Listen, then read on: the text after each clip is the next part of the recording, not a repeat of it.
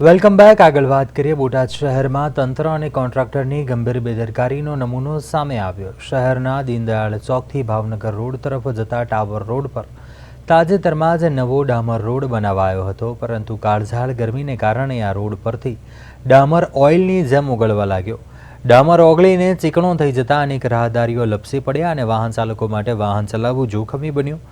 આ ઘટનામાં અનેક લોકોના ચપ્પલ ડામરમાં ચોંટી જવાથી તૂટી પણ ગયા હોવાના કિસ્સા બન્યા। સોશિયલ મીડિયા પર આ ઘટનાનો વિડીયો વાયરલ થતાં સ્થાનિક લોકોમાં ભારે રોષ જોવા મળ્યો હતો। અત્યારે તમે જોઈ શકો છો, સવારે 10:30 થી લઈ રોડની પરિસ્થિતિ બહુ ખરાબ છે। જનતા પરેશાન થઈ રહી છે। ડામર રોડ ઓગળી ગયો છે કારણ કે નગરપાલિકાનો અણઘડ વહીવટ અને કોન્ટ્રાક્ટરની મિલીભગતના હિસાબે રાતે ડામર પાથર્યા પછી ઉપર રેફો નાખવામાં નતો આવ્યો તો પબ્લિક અત્યારે પરેશાન થઈ છે। મેં ચીફ ઓફિસર સાહેબને ફોન 1 કલાકથી કર્યો હતો, છતાં પણ કોઈ કાર્યવાહી કરી નથી। અને આપ જોઈ શકો છો ચંપલ કેટલા પડ્યા છે અને વડીલો, બહેનો, માતાઓ હેરાન થાય છે, બુઝુર્ગો પણ હેરાન થાય। હાથ પકડી અને આપણે ટ્રાફિકના જે અધિકારીઓ છે એ મદદ કરી રહ્યા છે। અત્યારે ધૂળ ઉડાડે છે તો લોકોની દુકાનોમાં તે પણ તકલીફ પડે છે।